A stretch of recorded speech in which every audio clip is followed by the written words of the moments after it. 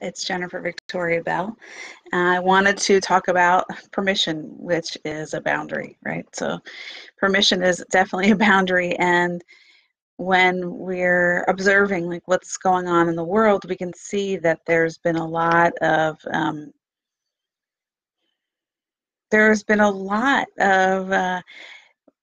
basically the way that we treat people, right? We don't ask permission, right? We think we can just take. There's this sense of taking. There's this, you can feel that, and people are all over the place. Like we have a lot of um, these Me Too, right? Like, or all these movements, right? In humanity, in the collective, that are talking about how people are not being treated well, and and that's kind of an understatement with when we're talking about being treated well. Um, so it's even beyond that. There is, you can feel it, that there's this feeling of how human life is not being respected. It's not being respected. It's not being acknowledged. It's not being um, there's that's not happening. So uh, the reason why I'm talking about this kind of heavy thing in the beginning is because I'm watching people carry this out into the realm of spirit, or how they work with their own spiritual energy. And what it is people assume that all things spiritual equals healthy or balanced. Spiritual must mean this, spiritual must mean that. So they're putting a lot of expectations on expression of spirituality through a person, um, and have these idealized ways of expressing spirituality that are very interesting. So, and I'm seeing it carried into the energy healing realms and the realms of spirituality. But really, what we want is to proceed, right, with permission, asking permission. And so I make the way that I work with people, even if they've purchased sessions for me, that's still not permission. Permission happens when we enter the session space together. And if it's a remote session where I'm doing it, if I'm doing distance healing without them being present to it, then I've already asked permission, and usually I let them know what time I'm going to do that. So when you ask permission, the permission is the door, is like the key that opens the door to more love. Because you are acknowledging the value of the person. You're acknowledging, you are respecting the value and the worth of the human you are working with. And you are saying, I value myself enough to ask permission. And when that happens, the more doors open. There's more that you can receive from spirit, from like within the realms of intuition, when you ask permission. So what's interesting, right, is that I can see this disconnect, this very wide gap of disconnect of permission, right, of asking permission. And that, for me, even as I see it also with the way people are with nature. So there's always this, oh, go hug a tree, oh, go do this, like go sit here, go move this rock, go move this stick. Well, to me, nature is very real. The intellect, the intelligence, the consciousness of nature is very real. And I ask permission before I move anything, right? Before I insert what I want to do, right, in that area, or insert my will into what nature has already arranged. So I ask permission. So if I'm going to offer, let's say I want to do a water blessing and I want to use a flower, then I have to ask permissions of the flower, which flower to pick. I don't just pick whatever flower I want. It's the same thing. So it reflects. So people don't understand that this reflects into the large scale issues we're all facing or seeing play out in our world at large. That there needs to be a more respectful way of interacting with one another. And like I said, when you do that, this opens the door to more love, because when you when you speak to a plant, right? Or so let's say you like you find a stick and you want to throw it, right? Well, what people don't understand or know is that wherever that branch fell, really a branch of a tree, it fell in a specific position in a specific direction. Why? Because it's assisting the earth with the management or the flow of the energy. It's directing the energy, much like an acupuncture needle. So when you pick up that stick and you decide to move it, and it's okay. A lot of people, this is kind of like, this is just an unconscious way of being. I'm not saying unconsciousness is bad, but this is just the way it is, right? So we're not taught this kind of level of tuning in, right? But every branch, when it falls, has a purpose. It's not that the branch no longer has a purpose because it's not attached to the tree. That branch has fallen in a specific, very specific way in a very specific direction. And when it needs to move, the wind will move it, or an elemental movement, or the elementals themselves will move it. And when you begin to ask permission of trees and plants and nature in this way, you will start to see and understand more from that realm of consciousness. And they will gladly share more. You will receive more support as well as a person from that realm of consciousness of nature. And that's just been my experience. So when I see, because there's like a movement of kind of like the wild feminine, and it has this like feeling free to do whatever they want in nature and things like that. But that is not actually that's not a very conscious way of interacting with nature. And when you ask permission to say, like, I want to dance wildly in this area, is this area open to me doing this here? You will get more information. You have to wait for the answer. You wait for the answer, because it's like walking into someone's home, right? And deciding, I'm going to turn on the music and I'm going to start dancing in your living room. Meanwhile, everyone's sleeping in the house.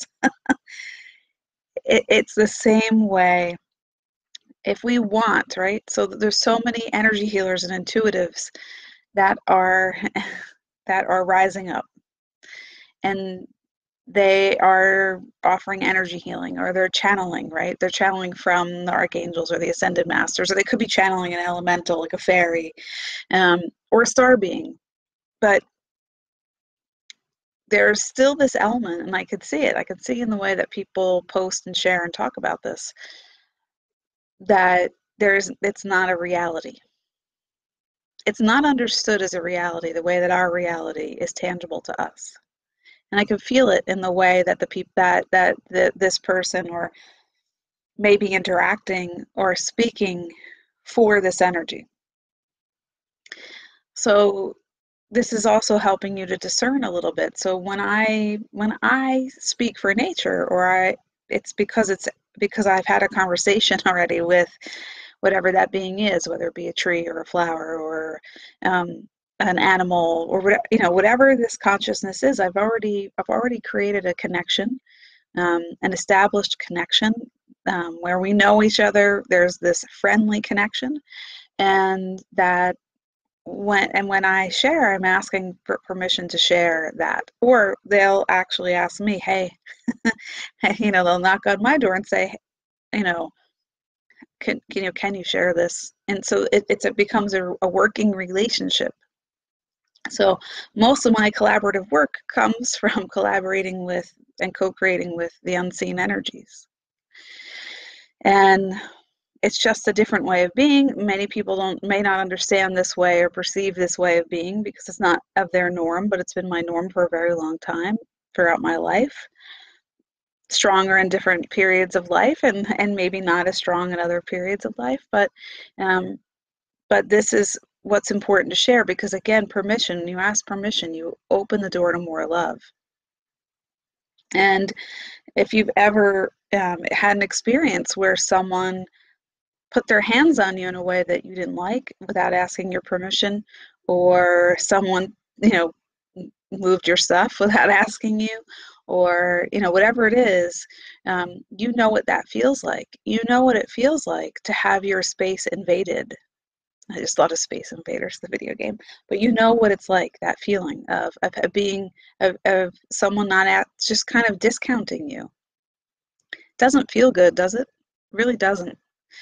So there are parts, like, so when I bring this into energy healing sessions or reading sessions, there are parts that are of my clients who really need me to ask permission, because they're not going to share unless you do. They're not going to show themselves unless they feel that you have asked permission, that you have given that level of respect, because that part of that person never experienced that, or had trauma, right? Had trauma where someone invaded their space or touched them inappropriately, right? And so there, if you don't ask permission, that person, that part of that person will be resistant to the healing. It, so this is very important that we don't just go, because a lot of times what I see is people want to offer energy healing to people they don't even know, or like areas of the world that they may not have even made a connection with that area of the world yet, either physically or metaphysically. And they really don't, still have to ask permission. You're like, the impetus to do that is because there's a discomfort. You feel the emotional discomfort. There's so many feelings that you feel. Like, especially we could look at the fires in Australia and the devastation there. Of course, that's going to drum up a lot of emotion within a lot of people. But my suggestion is, before you run to send healing out of reaction, we want to still the reaction, because when we still the reaction, we have more access to our own power, and our own our intentions and purpose become more clear, right? It's not what'll happen is, if you're in the reaction space and you're doing this and you feel the reaction and you feel that I've got to save this, I got to do this, if you have that kind of running thing while you're offering healing, you also are offering that kind of, I've got to do this, within the healing, within the intention, within the prayer. So I've never set foot, right, in Australia. I've never physically been there, but I can still connect to the land energies. I can ask for permission to connect. I can ask for permission to connect to the Deva and Devis of the animal realm, which would be the overarching consciousness of it. I can ask and see, what is it that I can do and can offer, because then I get to see more. I get to see more of what I can do from the operating perspective of wholeness. And I get more support from all the universal energies, because I've asked permission and I've made this conscious connection and been given permission. Because, land itself has a consciousness. And so, we want to make this a very conscious experience with our connection, especially if we're healers, we're interested in healing, especially if we're intuitives, especially if we're already operating in this realm of being. It will only deepen your connection to all that is and to yourself. And it also, when you do this, you are absolutely 100% reaffirming your own self-worth. That is what that says. And so you're speaking the language of self-worth. And so when you do that, and wholeness, so that is like the energetic airwaves of connection, right? And when you do that, when you connect to a land energy or an elemental or a flower or a tree, they feel that, they understand that you're coming there from a place of wholeness to support, and you will receive that support as well from them. So I hope this was helpful. I know not a lot of people talk about this, but in a way, permission is a boundary and permission is a door. It is a door to receiving more love. Okay, and so many of us have experienced, especially within the family dynamic, of feeling disrespected or feeling like a boundary has been crossed, and just feeling that way. And it's interesting because, when we get into intimate relationships, we have to be a little bit more in tune and realize that just because we're in an intimate relationship with a friendship with someone, and a family relationship, where uh, a partnership, maybe one day it's okay and then the next day it's not, just because of what's going on in that person's life. So it's always good to check in. Like, it's always good to check in. It's always good to ask permission. May I offer you support with that? Like, that is asking permission, because a lot of times people may not actually want support, or they may not be able to take in the support that you can offer because they're not ready to. And that just brings a little bit of frustration into the relationship, because if you can kind of see, right, where you can see what this person can't in the moment, they may not be ready to take that in, and they'll tell you no. It's not a rejection to you, it's just that they can't take it in the moment. And you can let it be, and trust that that person will get what they need. And if they don't, then that's on them. It's not your responsibility. So in a lot of ways, we're moving into this way of being.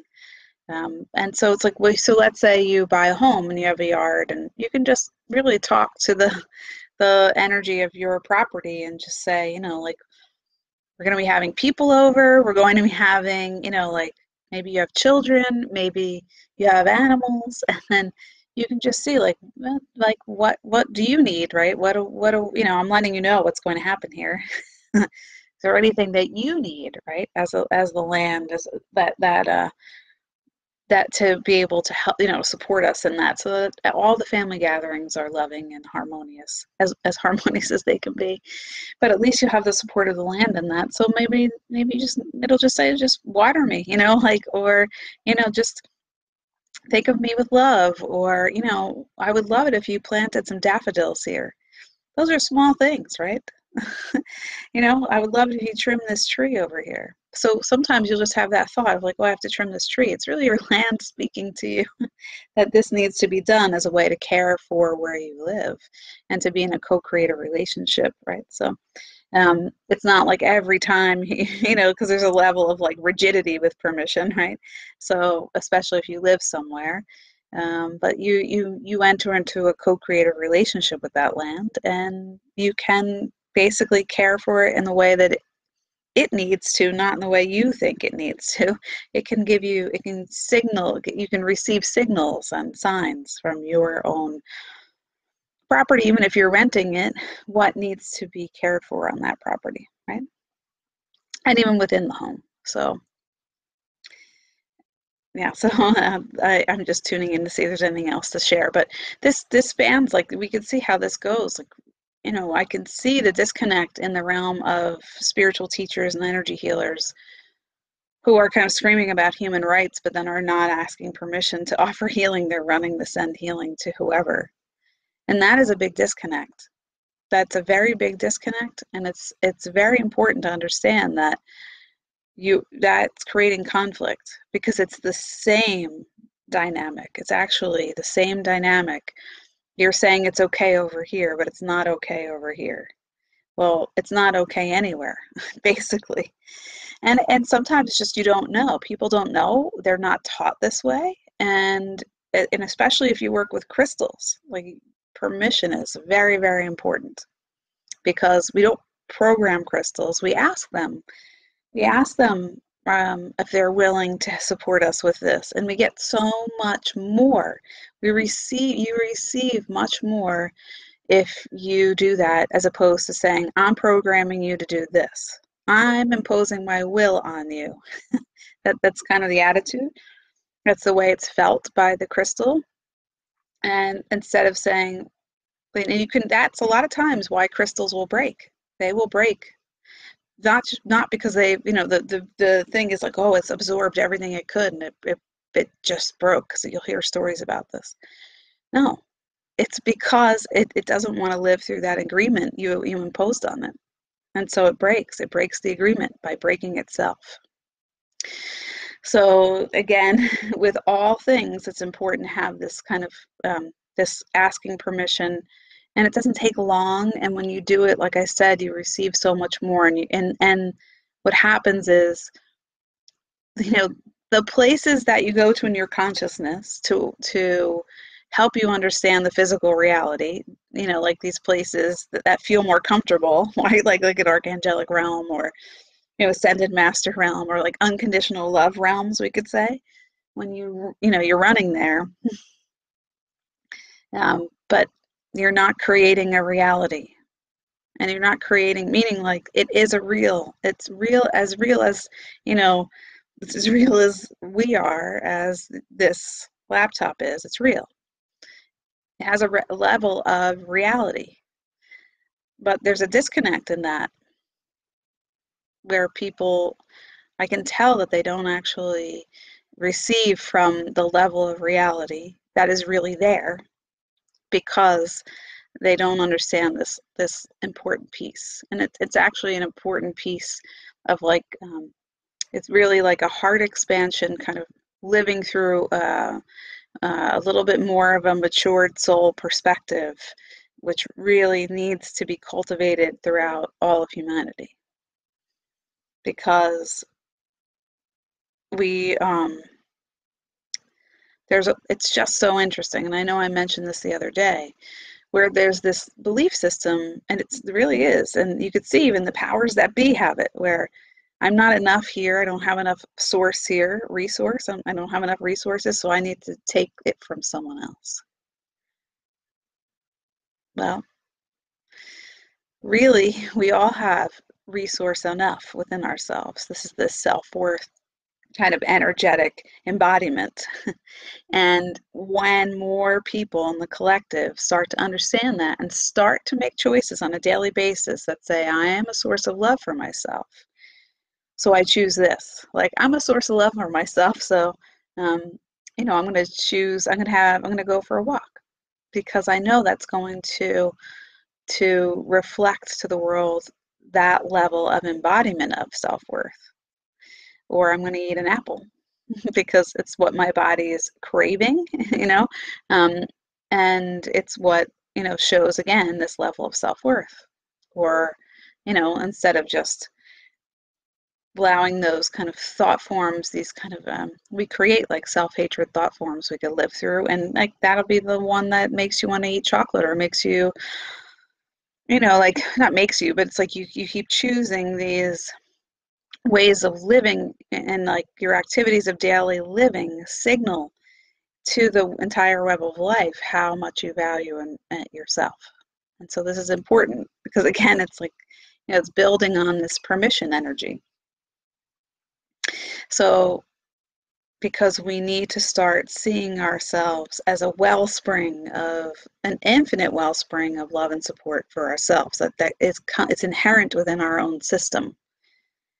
It's not outside of us, it's within us. And it's there, and it's always there. It's just a matter of every day choosing it, choosing to tune into it, choosing to tune into it in your mind, and your emotions, and your spirit, and your physical, and letting your activities of daily living reflect that. And that's really the work that we need to do. It sounds simple, but it's not always so simple, right? Sometimes there are things that bubble up that we need to deal with, that feel way bigger than trying to do that. They feel like overpowering, like they feel like they have much more power, and that's what happens. So it's like, no, we have to realize we have a lot of internal power, and that is that offering yourself. It's like just being the source of love for yourself. So if you have any questions, please feel free to tag me in the comments below. I know a lot of people are here, but I don't see a lot of comments. So thank you for joining me. Thank you for watching the replay. And if this has resonated with you, please feel free to share it. And I am offering 2 days of free healing of money liberation technologies, because we need to be able to see, we need to liberate ourselves from our old ways of operating with money, of feeling about money, about thinking about money, and even the ways that we're not aware of. So these will help liberate on a subconscious connection as well. So I'll post the link to that, and feel free to sign up and join that. It's free, and I look forward to seeing you all soon. Lots of love and aloha. Bye.